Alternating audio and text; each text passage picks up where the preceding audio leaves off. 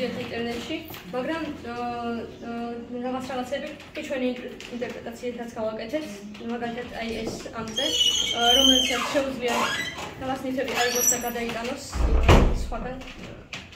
და ახლა იმაზე ვუშაობთ, რომ მაგალითად აი აწიოს ეს და მაგალითად სადმე ნივთი მაღლა აწიოს. ანუ ჯერ დაუსრულებელია, ხო? ჯერ დაუსრულებელი.